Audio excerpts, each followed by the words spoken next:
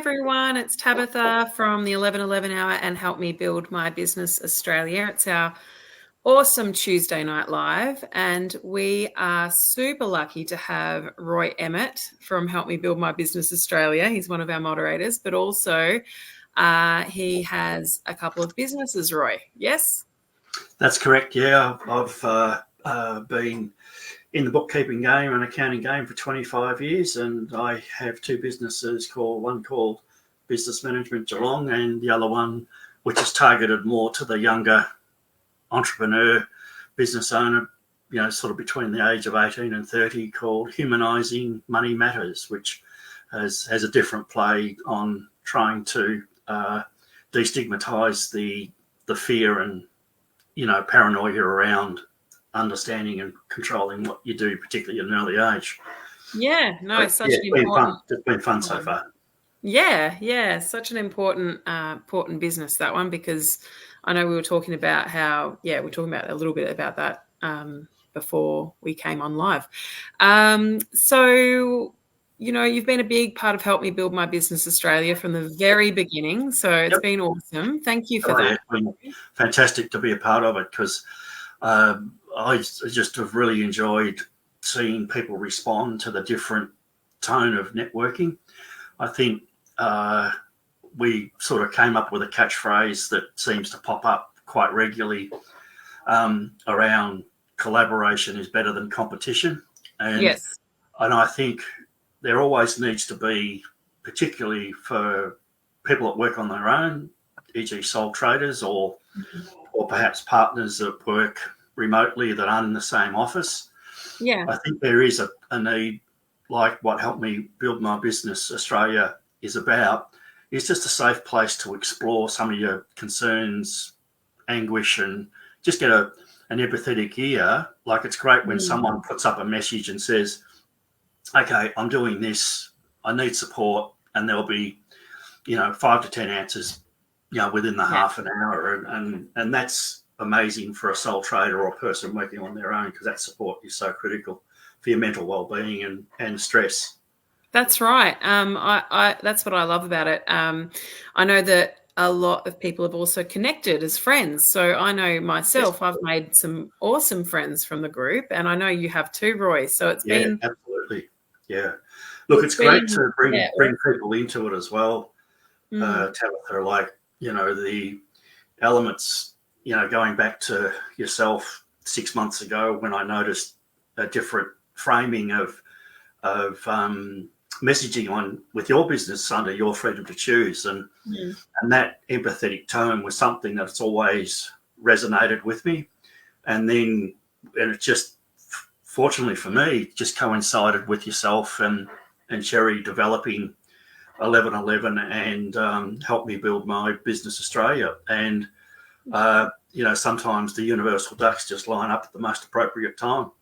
It really did. It was the 11th of November at probably about 11:11 p.m. at night when we actually started Help Me Build My Business Australia. So that is, that's an alignment there. So something meant to be. I think also too, your dynamic and a number of people in the group that are working from home, have children, have competing priorities, and often will be doing their best work at 2:00 in the morning, which I must admit my days of doing that are well and truly past. But it's phenomenal to see the energy that people have got, not just with yourself and Cherry, but there's a number of people that regularly contribute, and it's great to see their energy coming into that space to help other people. Absolutely. And that's the whole point of why it became a thing. We set an intention for 2024 to help other people in business, and it's unfolded from there. So it's been super exciting and awesome to get to know many new people and learn new things. I mean, how many awesome experts are we exposed to on a daily basis that Help Me Build My Business Australia? It's incredible. Well, I'm also enjoying seeing that flow over into the 11:11 marketplace. So many talented people. And I'm going to give her a plug, but I've put in an order with Kate Cook for my Tree of Life. I really admired when we were recently on the weekend celebrating Phoebe's birthday, I did notice your tree of life on the wall, and I thought, the photos are great, but seeing it as it is just took it to a whole new level. I know. I'm in awe of that piece of art. It's absolutely beautiful. For other people it's who don't know, when you see the work that Kate puts into that to produce that outcome.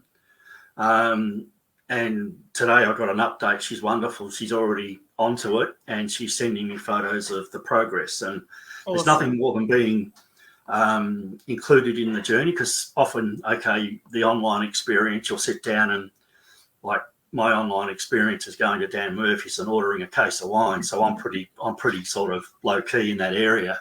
Yeah. But when you see something really interesting and intricate, you go, wow, that's just great to see. And another one I find really interesting too is Amanda Dooley from Phoenix Sewing. Her creativity around the different products, the different schemes, the different sort of fabrics and ideas she puts together. I think particularly whether it's for young children or adults, I think that's really amazing as well. So there's just so much good stuff going on. Yeah, Amanda puts a lot of effort into her fabric choices. She even allowed us to choose some fabrics, exclusive fabrics for the 11:11 hour store, which is amazing. Yeah. And for anybody listening that hasn't seen Kate Cook's work or Amanda Dooley's work, head over to 1111hour.com.au because it's worth having a look at. Yeah. Anyway, we better get stuck into it, Roy. Yeah.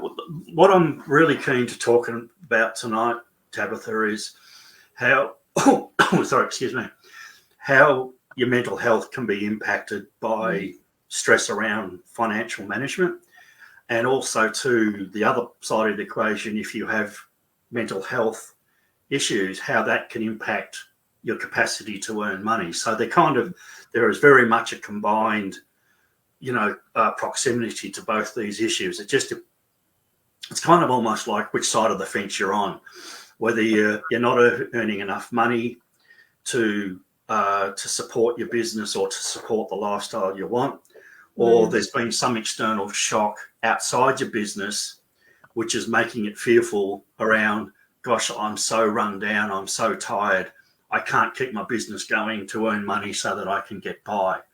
And it's a really, and again, because it's one of my pet topics, because I've been on that journey myself, and it's just little tips to sort of try and understand, or some sort of protocols you can go to try and de-escalate or decompress that stress.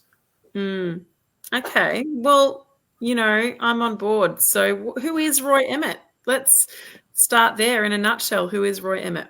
Wow, yeah, that's quite a journey. I'm in my 66th year, but I've been doing accounting and bookkeeping since 1998.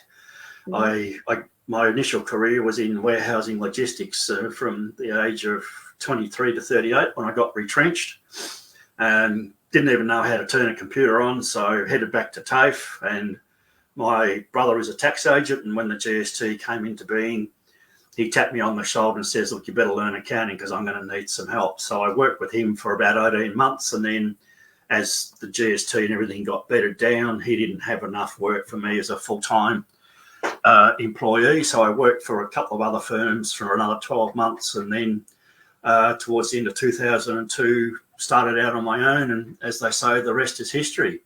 But more importantly for me, it's not just about the dollars and the service, it's that holistic approach. I like to be with my business and understand who clients are, who they are as people, not just looking at their bottom line and saying, okay, you're in good shape, bad shape, or you're treading water, because it can always be a reason why someone's not getting to where they need to be. And if you're just walking in and if someone's not in a great space mentally, and you start being critical of how they're going with their business, you could inadvertently dump a whole lot of extra stress on them, particularly if they're already flat and demotivated and disorientated about what their life looks like.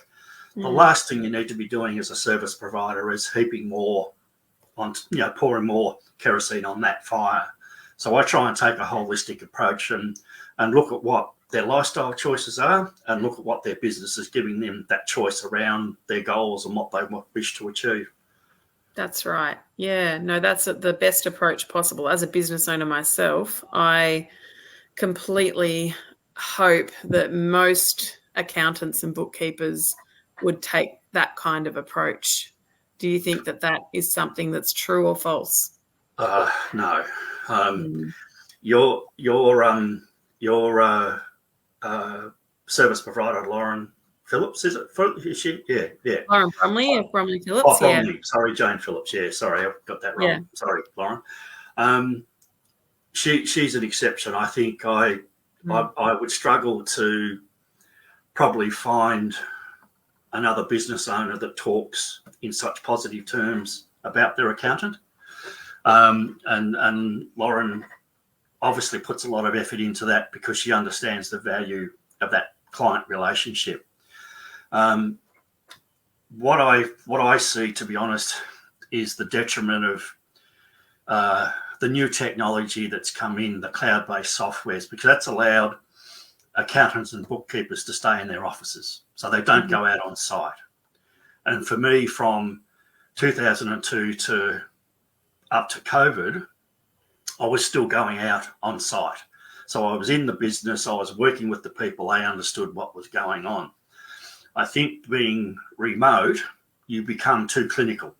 It's a job, And I've heard clients complain, my bookkeeper does my head in because they'll phone at 6 o'clock at night when I'm trying to cook dinner and they want information. So you lose your bearings. You've got to have that sort of positioning and mindset to understand, okay, who's the client? If it's 5 to 5, can I phone them, or does it have to wait till the morning, or do I text, or do I email and let them get back to me? Yeah. It's too much. Some providers saying is, okay, that's a good question from Anonymous. I'll get to that in a sec. The elements of just understanding what your client's going through and what they want to achieve. Now, this is a really good question because not a lot of people, you can't be an expert in everything. And the first place you must start if you get a referral is to make sure that your accountant is reputable and he or she is registered with the tax agent's board. They have a license number, and that taxation board website will show any names that you should avoid, but particularly having the proper registration and compliance is a good place to start. But in terms of the next level, to me, is really a case-by-case situation. Is one, you've got to know, the other problem I've found with accountants often, you've got to know what questions to ask, because if you don't ask, you don't get told. So I would say communication and people that offer things rather than they wait for you to ask questions, because we're not the experts. We don't know. People might have a great business and have great cash flow, but what are the implications? How much tax do I need to pay? How much super? If I employ people, do I need to know about work cover? But the really underlying factor is to have an accountant who you feel comfortable with, trusting your financial well-being, not just for your business as it stands at the moment, but you want a relationship. So we'll take, you, Tabitha, in your early 40s, you're probably going to be working for probably the next 15 or 20 years. You want that relationship to work long term. And definitely.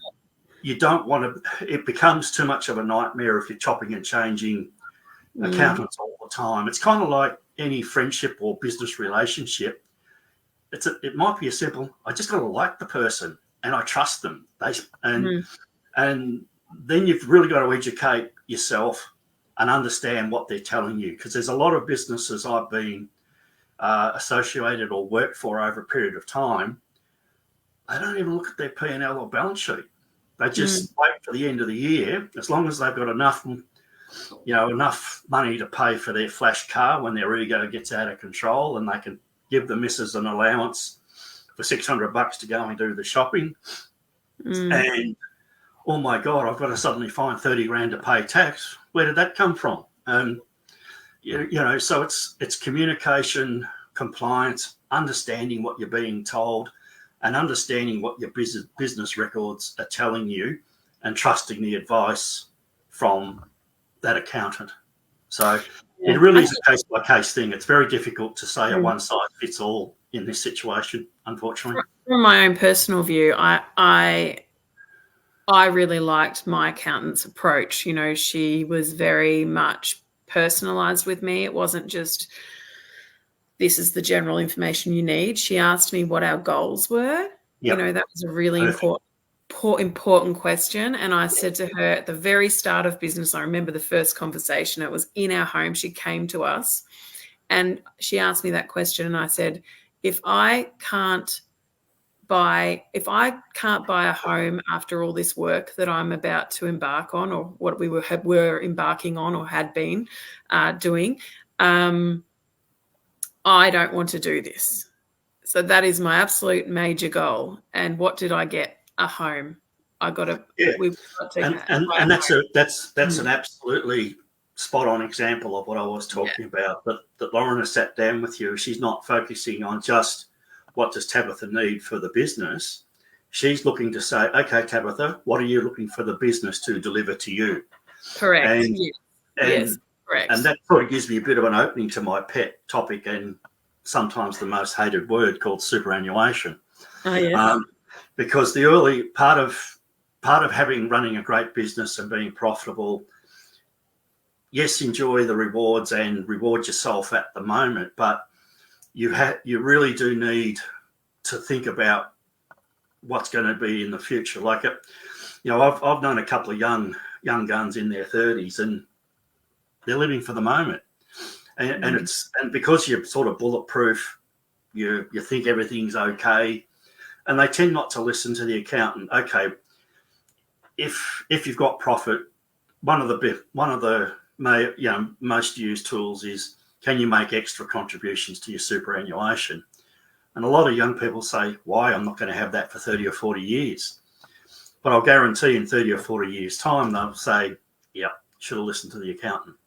So for me, you explaining, the connection with Lauren, and how long have you been with Lauren now? From the very start of business, basically. So 6 years. Yeah, fantastic. Yeah. That's the exact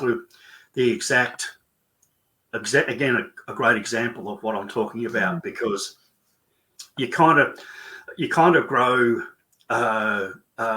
grow with the business, and you grow that relationship while the business is growing and moving on to bigger and better things. Yeah, well, let's start off tonight with one of the main topics, which is super important, and it does connect to your money, and it does connect to everything. It's what we should value most, and that's our mental health. Yeah. Let's get to the next slide. So the importance of recognizing when things just don't seem right. So can you speak on that, Roy? Yeah, look, having been back in September 2012, after 18 months of not really knowing, being angry, pissed off, sad, crying, all these things, I had no idea what was going on with my life. I just thought it was a phase I was going through.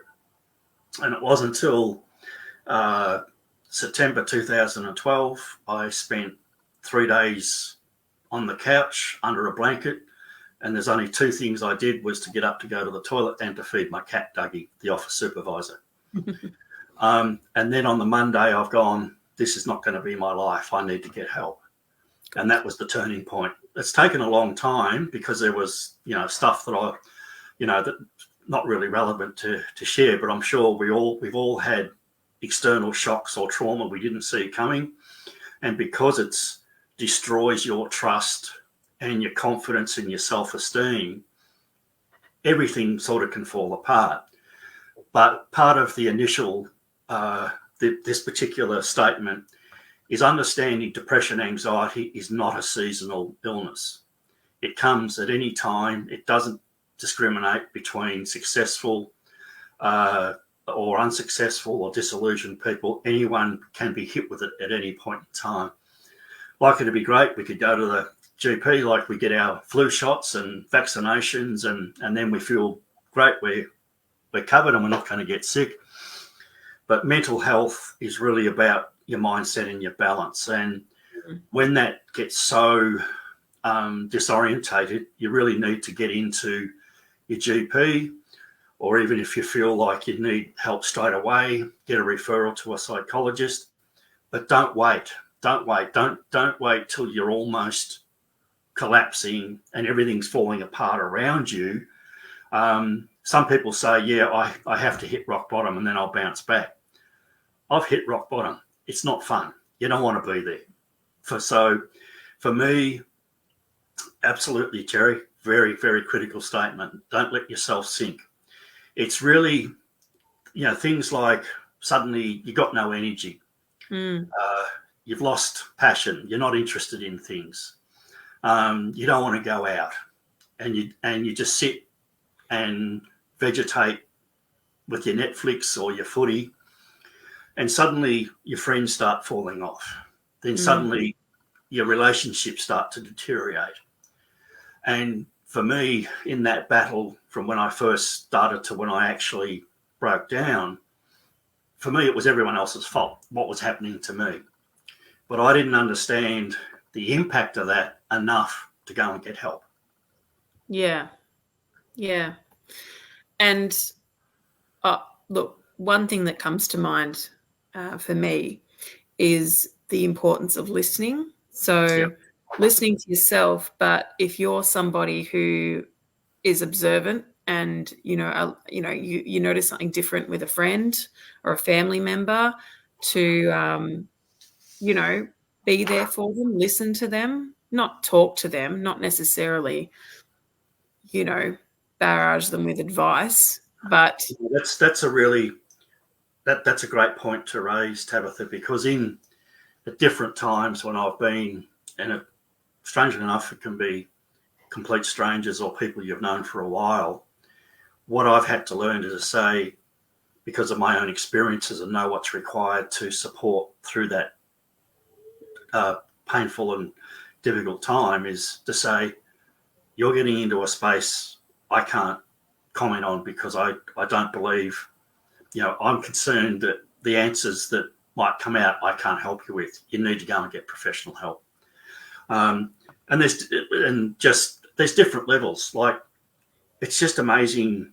Like, for again, your function on the weekend, the camaraderie and the friendliness around your neighbours and people that dropped in, and it can be as simple as having a coffee and chatting for half an hour, and that's the advantage of not letting yourself sink to the bottom, because it just might be a friendly chat, or you meet someone you haven't seen for a while, you talk about something totally irrelevant that you haven't spoken about for a squillion years, but you just get a spark to say, hey, that was a good event. I enjoyed that.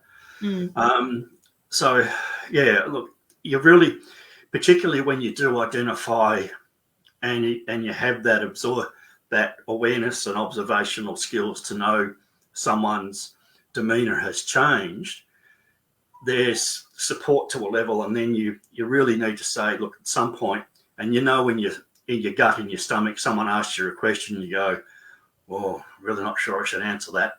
That's the point you say, look, see your GP. They've got a standard test. They'll be able to tell you where your damn depression and anxiety is, and then they can put you on a path to recovery. Yeah. Do you think that every person should have, we're not all blessed with great people in our lives at all times. I know that sometimes we have toxic people in our lives and they're not what I'm talking about. But is it important to have a safe person or a safe people, a group, or even 1 to 2 people that you know that you can rely on? It's almost a bit of a case-by-case thing. Because I've never married and nor have I had children, Dougie, my office supervisor, became my care pet. gave me something to do. I had to attend to him, his needs, clean, litter tray, food, and he was fine, but it just gave me something to do. And it's interesting. I often, in recent times, reflect back when I listen and talk to other people about their experiences where they've got a partner, they're married, they've got kids, and I'm suddenly tuning in. Gee, that's 4 or 5 relationships you've got to deal with, and still manage your own, dysfunctionality that's going on because of your mental health illness. So even though it wasn't a pleasant time for the 7 or 8 years I was under the care of a psychologist, I think I had a lot of space on my own to debrief and to decompress. And what I did was to learn from the psychologist and then go out and put into practice some of the things we spoke about. So, my favourite catchphrase, Tabitha, lived experience.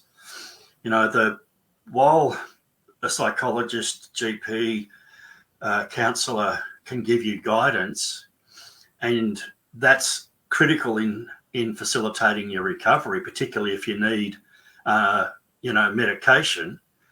It's really essential that whether it's one person, as you say, a safe person, a good friend, but the bottom line is trust. You've got to know that story's not going anywhere else. Yeah. The thing that I really want to, I'm just looking at my notes. One of the things that's really important around your business, don't share it with your one-off clients, people that you see once every 12 months. There's no value in that. Because the other thing that you really need to think about with your mental health is you don't want to be telling the story over and over again, because it just traumatizes you again.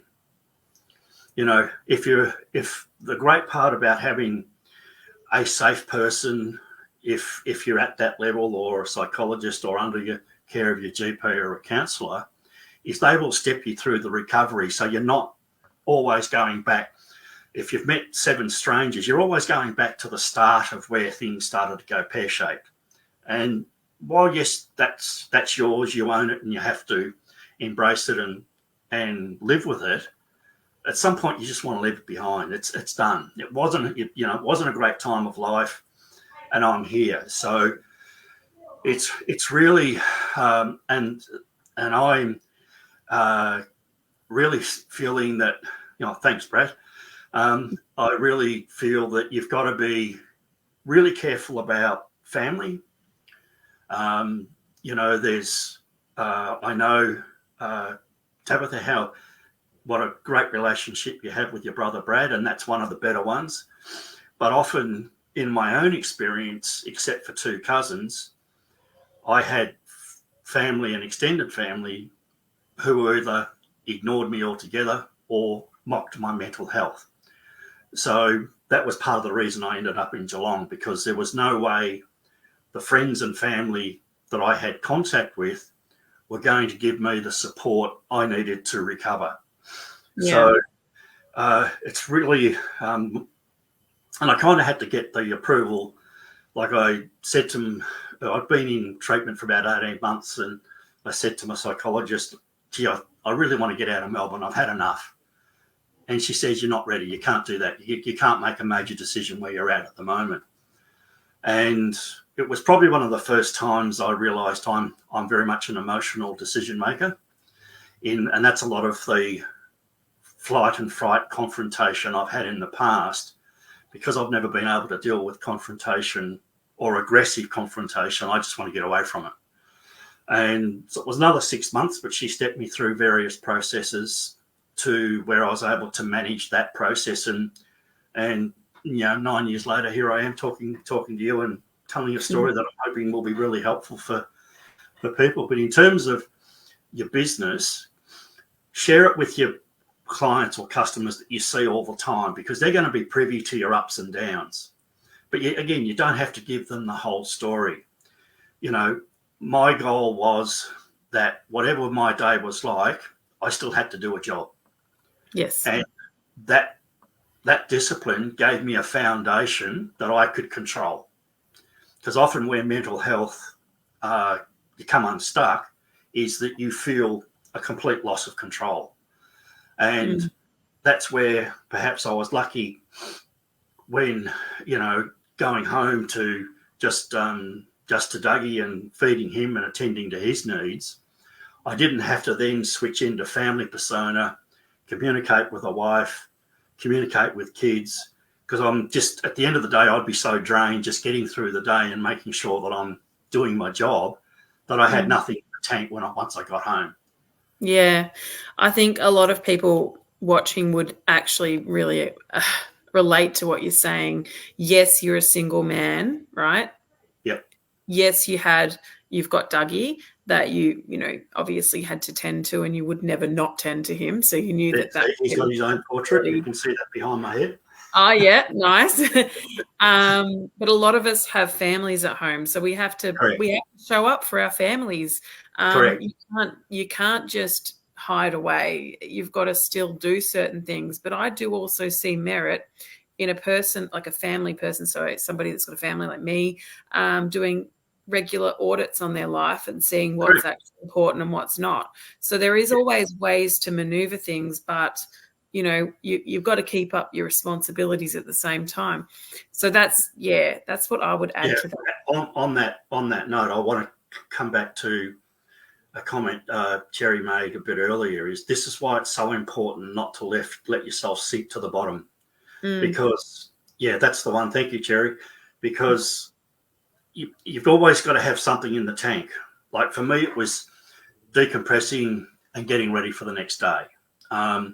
But again, if you've got a partner, 3 or 4 kids, say from 8 to 15, their perception of what mum or dad might be going through with their mental health is really foreign. Well, sadly, some young teenagers certainly know a fair bit through cyberbullying and other things that their life experiences, but generally they're not really tuned in to the ebbs and flows of mum and dad's mental well-being. And that's why I can't stress enough, if either partner is really, really struggling with mental health, they must have the support of the other partner. Yeah. It's not, you cannot turn around and say, it's your problem, you fix it.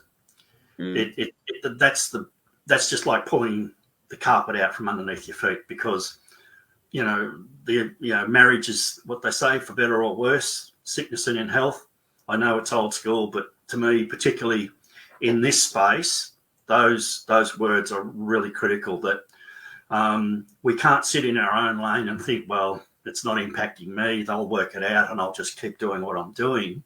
You're not doing yourself any favors. And then if you have that approach, sometimes you get resentful that your partner's not responding when you want them to be fun, want them to be up and about. If you're not tuned in to what they're going through, then the relationship becomes under pressure. And there's another element that starts to put you into, down the rabbit hole of the darkness of depression and anxiety. Yeah. So say you're a business owner and you are feeling like you're getting, it's getting quite bad, and you're struggling with different thoughts in your mind. Maybe you're really down on yourself or really anxious, or you've identified that you are struggling with depression. Yep.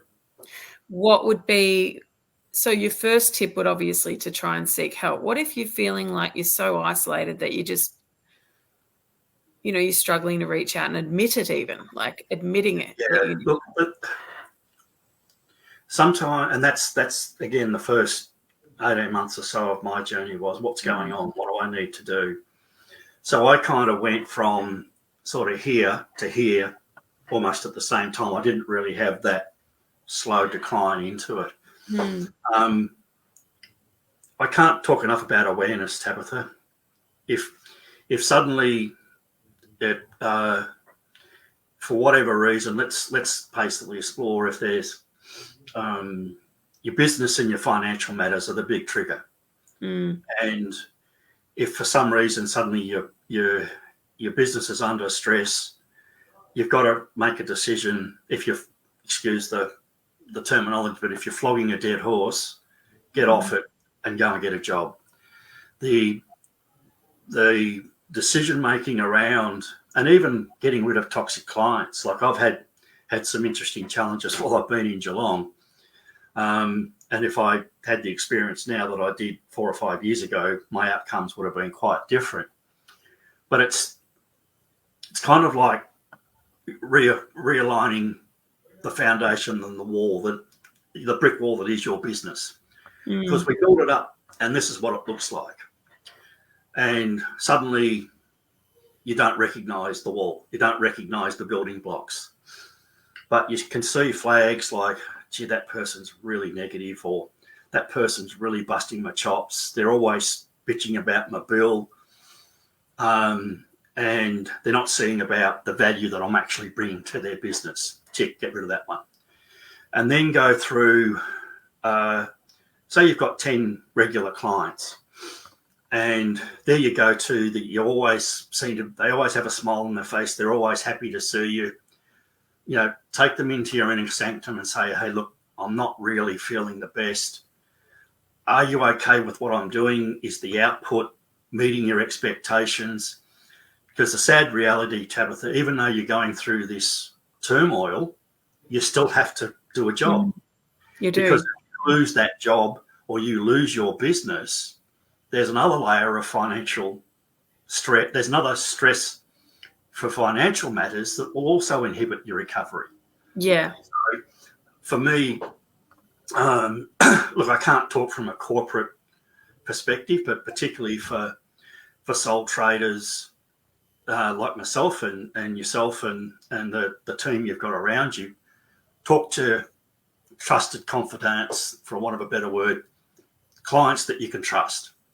Because if you've, say, let's use a random figure, say $100,000, you're providing a service and you know you're struggling and you have to let some business go. And you've identified, okay, I've done my budgets. I need about 60 grand to just get by. Yes.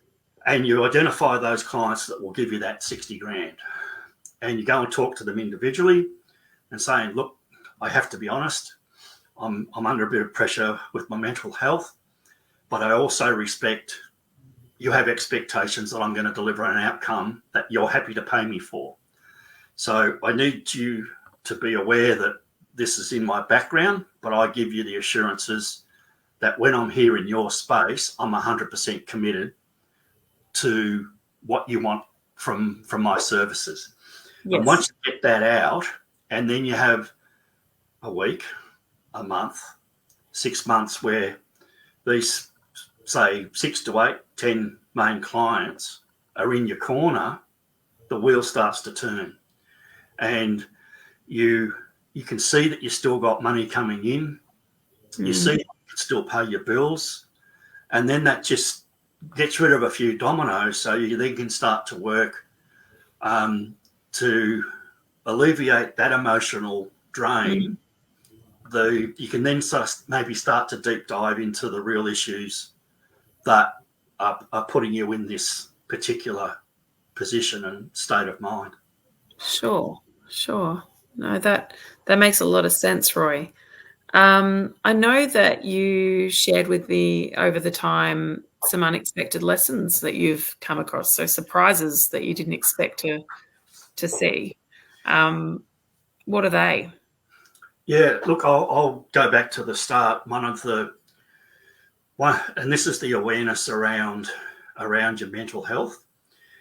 I didn't know what was happening to me. As I said, I just had all these emotions, and it was because I felt I'd been wronged by my family, I'd been wronged by friends, and I was angry. And then what I didn't realise was I was going down the rabbit hole into depression and anxiety. So I know we've gone over it a couple of times already, but I can't stress enough. If you feel your behaviour, you feel your well-being is totally out of whack with what you feel you normally are as a person, that is the quintessential starting point to say, hey, even your GP you can have a quick conversation, and he or she will say, okay, yes, you've got awareness, and this is what I suggest. But for me, looking back on it, that sort of 12 to 18 month period where I had no idea what was going on for me was just a real, when you go back and look at it, was something I thought, wow, if I, again, and this is what I mean, that it's not like having the flu or a cold. Each winter, if you get a cold, well, you know what you got to do: vitamin C, plenty of fluids, rest, and whatever. Depression can be resolved with exercise, fresh air, limiting your alcohol intake, eating well, getting rid of negative people in your life.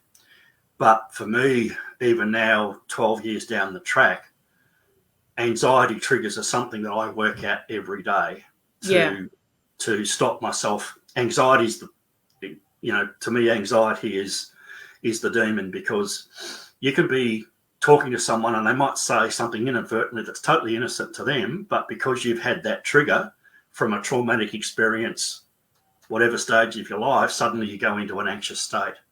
Yeah. So, that awareness of what's going on at the start, what you need to do to facilitate your recovery, and then what you need to do just to make sure that you're safe in real life. Yeah. And as I got a question, what are your top 3 tips to make managing money less stressful? Okay. There are some simple things that you can do, but some people have trouble fundamentally understanding finances. They don't get the numbers thing. They don't understand the impact, and they live pay packet to pay packet. The first thing is that when you get to a certain point and you understand that you're not achieving your financial goals, you've got to work out what you're spending your money on in order to know what you need to change. And I'm happy to. I've got templates and examples that I can share on the Help Me Build a Business website or Facebook page, or if you want to direct message me, I can send them straight to you. Is what I recommend to people, which is a great way to look at what you're doing, is to go to your bank accounts and download what's called a CSV file, which is just a data file for spreadsheeting. And then you can manipulate that into working out where your expenses are. Like you might have, say, 40 transactions and you spend it 10 different ways. So you have your description, the amount, and then the columns that say, living, shopping, entertainment, alcohol, whatever. So then you can just put all your expenses into those separate columns, and then you'll have a total at the bottom. So for that month, you know what you've spent and where you've spent it.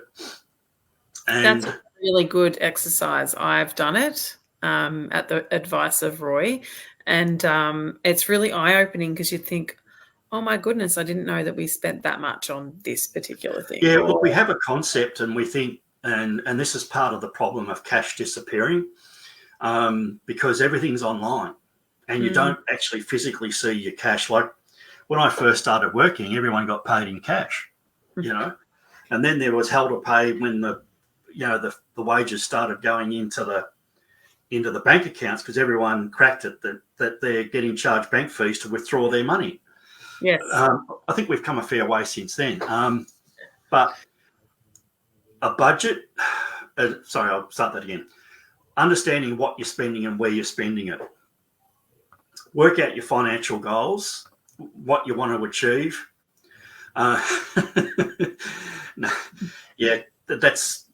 like what you're saying, Jerry, because I found it really interesting when you get into that spectre of how you go about things. Yeah. You've got to understand what you're spending to connect to what your financial goals will be. And basically, at the moment, I think everyone needs to change and look at their spending habits until they're now talking November and even early next year before there's any interest rate relief. Yeah. So we're looking another 6 to 9 months of high interest rates. And that could be life and death financially for some people. So it's really important and to sit down and have that financial discipline, and it's going right back to basics and just working out if you and your partner have got $3,000 a week of income coming in and at the end of the week you've got nothing left, you really need to sit down and work out where you're spending it. Because my Achilles heel, and it's no disrespect, there's this wonderful business on the corner of Kilgour and Yarra Street in South Geelong called Untitled Cafe. A shout out to Alex and Chance and their staff. They make the best coffee and breakfast buns. Everything's fresh. There's no bain marie. And if you're feeling a little bit decadent, try the caramel slice with a half-inch thick of chocolate on top. But I digress. Sorry, Roy. I'm going to have to jump in and say that's our next place we're going for. Absolutely, and you know it's great food and I love it, but it's $20. You know, I'm not cutting it out because I don't have that external pressure of a huge mortgage or family to support. As long as I keep Dougie away from the vets, I'm a happy man. And that's the hard part about, you know, rejigging your financial aspirations, because often it's the little rewards and you know, Joe Hockey was famous for it. I love my smashed avocado for a breakfast on a Sunday morning, or a nice big breakfast where it's, you know, what I like to call a heart attack on a plate, but it's got bacon, mushrooms, fried tomato, scrambled eggs, you know, all those sorts of things, because there's reward for effort in what you're doing. But unfortunately, I really think that for 6 to 9 months, you've got to get back to looking at your budget, working out exactly where you're spending it, and then try and modify your spending. And just quickly to the other thing from a business perspective, and more so for sole traders, is to make sure that you have a separate account for your business income and a separate account to pay your business expenses out of, and a separate account to run your personal expenses. If you start muddling all that up, trying to do any sort of analysis is a nightmare.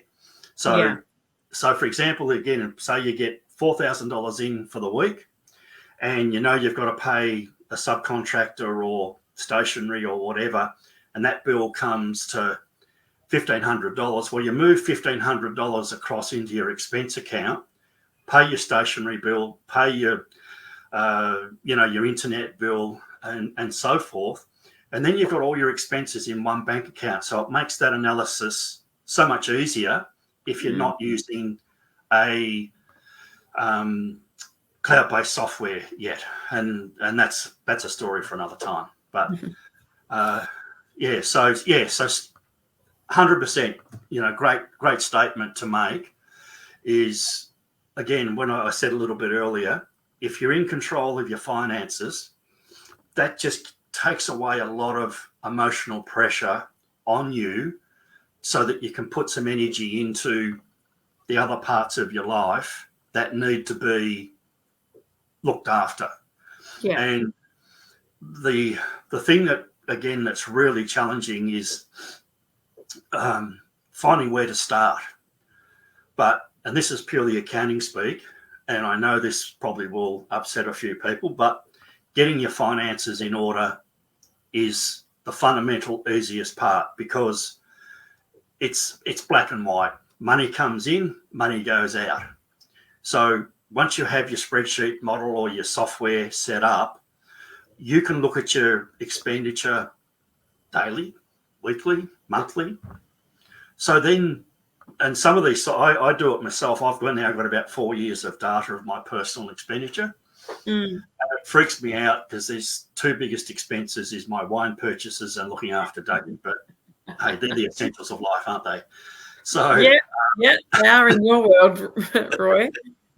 yes, but to be quite serious, this is a great statement, Tabitha, because if we need money to be able to look at getting help from a psychologist or ongoing support from a counsellor, but the trouble is if your finances are all over the place, you're going to stress about spending that money, and then it just doesn't help you get where you need to be.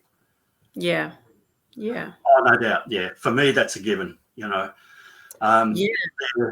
Strong mental health around the ebbs and flows of business, particularly, the current circumstances where interest rates are starting to bite. If you're a retail provider, all these things are just mounting up that people, sort of the everyday man and woman on the street and even their children just don't have the excess, the discretionary spending that we had 12 months ago or even 18 months ago before these interest rate rises started to happen.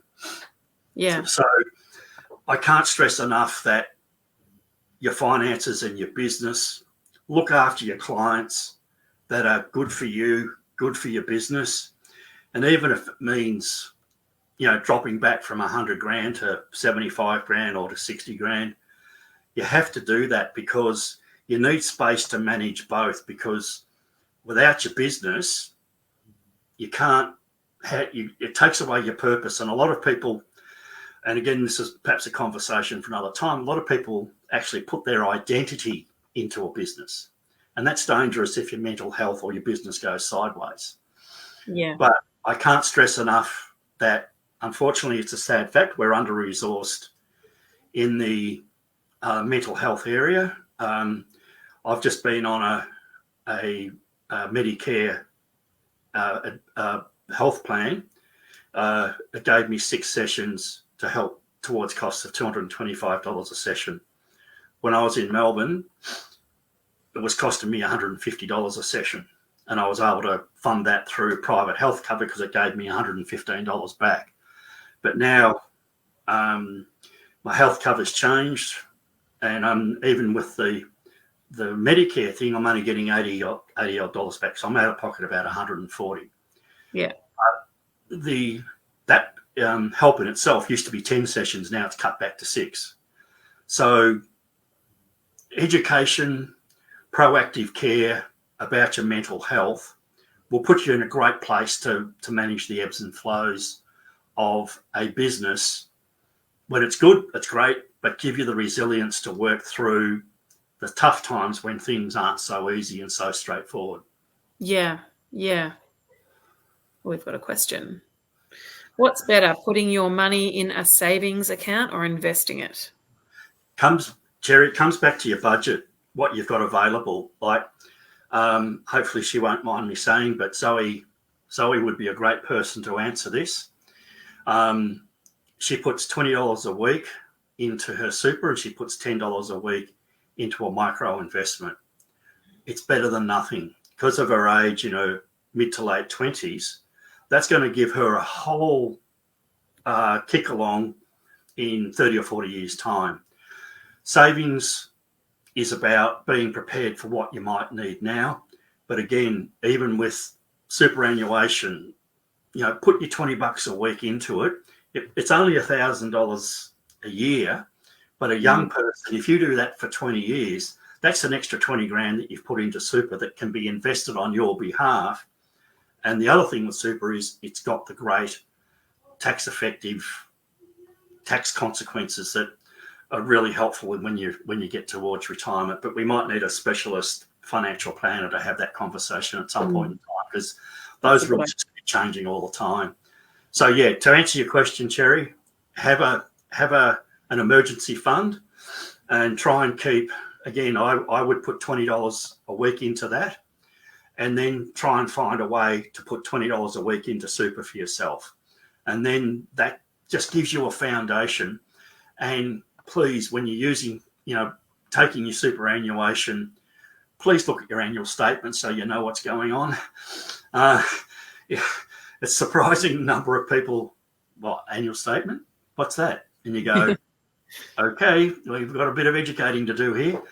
But some funds send them out every 6 months, but generally every fund probably, so the end of the financial year is 30 June. Generally by the end of September, you'll get your annual statement. So just don't put it in the bottom drawer or worse still, straight into the recycle bin. That's your security, that's your financial future, and that's your retirement. Because particularly, Tabitha, for you, in 20 years' time, who knows what the pension's going to look like? And one thing that I always like to try and say to people in these financial discussions is, at 50, 55 or 60, if you're working, work because you love your work. Don't put yourself in a position where you're working because you have to work, because then so much resentment builds up and you get frustrated. You just say, geez, I hate being in this position.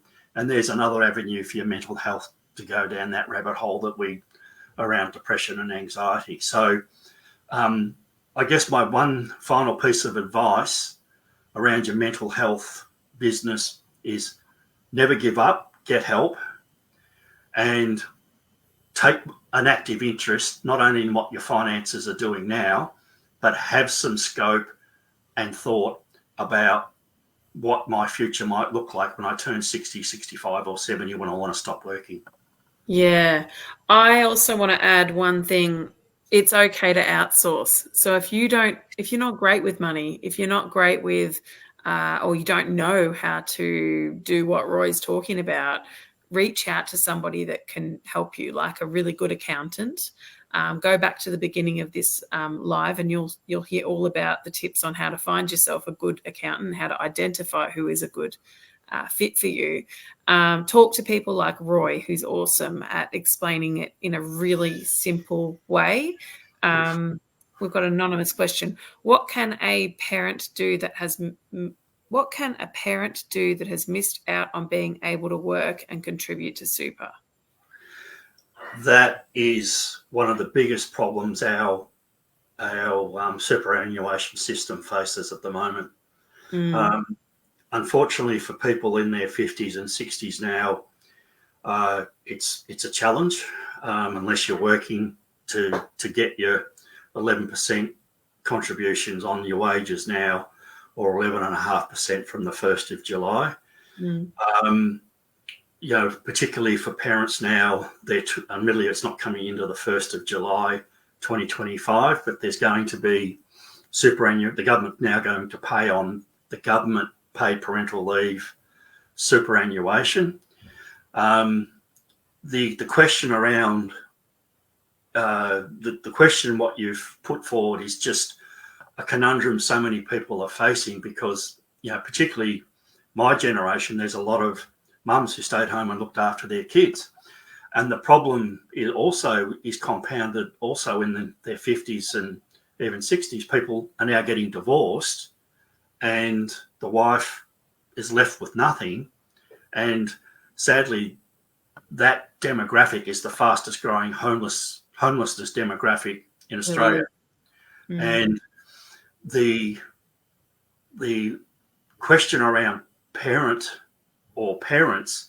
on your own, there's not much choice other than trying to get a job and going back to work, because the government handouts or supplements or welfare payments, they're just a safety net. They won't give you any real sort of ability to put money aside.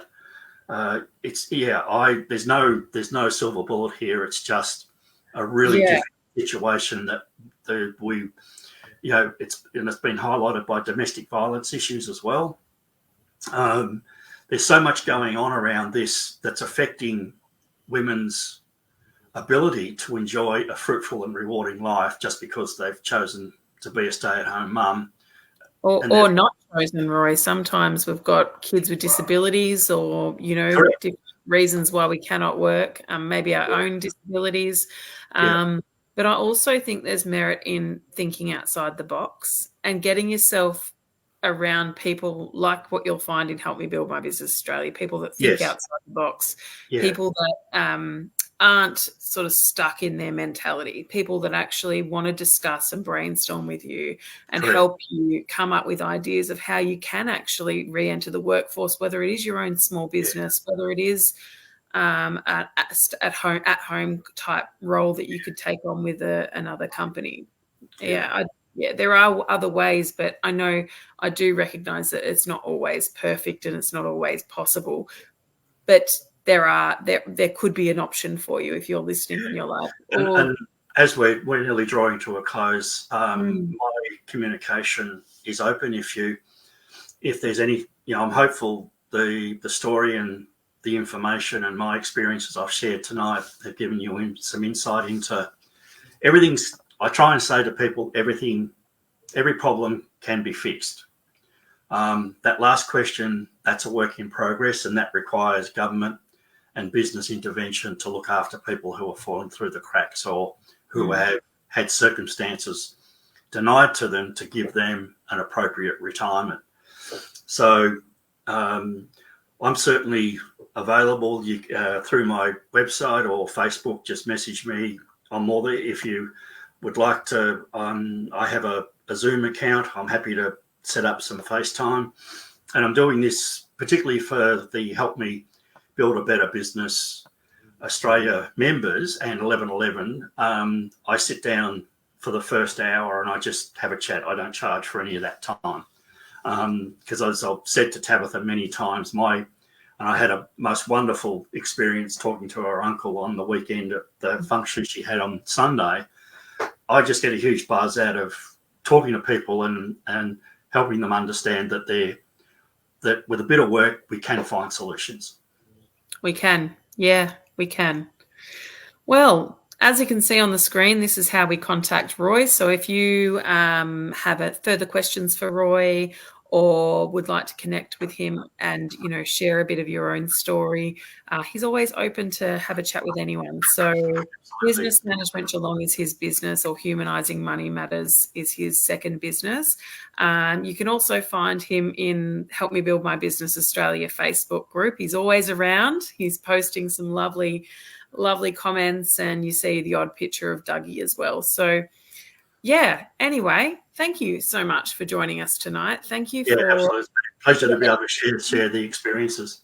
Yeah, it's been awesome seeing the comments come through and seeing that, everyone's got something really positive to say and uplifting and great questions and all that stuff. It's really good. Thank you for being awesome audience members. And if you haven't already, check out 1111hour.com.au. Now that website is, I have to give a big shout out, and I know she'll kill me for it, but Cherry has been working behind the scenes on that website solidly since we started. And it's been a while. It's been since January, and it's incredible. It's all about highlighting businesses like yours, people like you who have fallen into or have had this dream of having a small business and wanting to, grow something for their families or yourself, make your goals come true and all that stuff.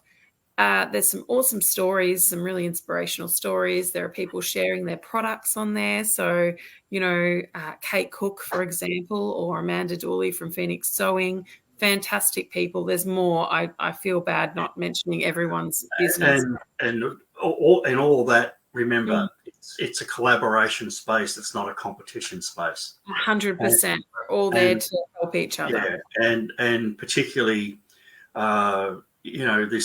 this how this has evolved from a place of love and care and support from Tabitha and Cherry.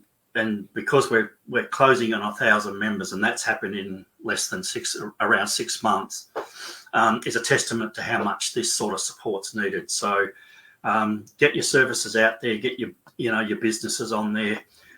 Reach out to people. Like if you need a particular service, just ask the question and people will respond and so forth. But again, thank you so much from my perspective, being able to put my story out there and experiences. And if there's some help that I can give you, always up for a coffee and a FaceTime meeting just to have a chat and see if I can give you some support and direction in what you need to do.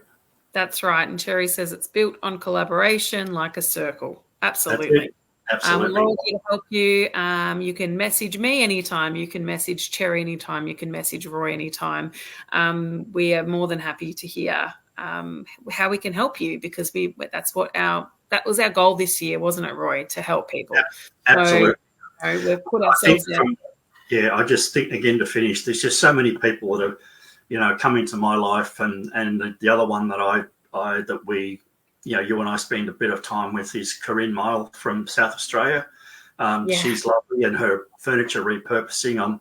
I've still got to try and work out a way how I can get two old chairs to Adelaide for her to work on it. There might be a road trip in there somewhere because she's not far from the Barossa Valley, so that's another incentive to do it. Let's go, Roy. But yeah, there's just so many things, in my sphere that I've never been exposed to, and it's an awesome space to be actually offer people advice and support, a bit of humour, and above all, I know Dougie's loving being a superstar. So he is a superstar. We love Dougie over at the group. That's it. Yeah. All right, well, let's wrap up. Thank you so much again to everyone that tuned in, everyone that's listening on the replays, on Spotify, on YouTube, all the works. We're on everything now. So thank you so much. Have a really lovely night. Bye, everyone. Thank you. See you.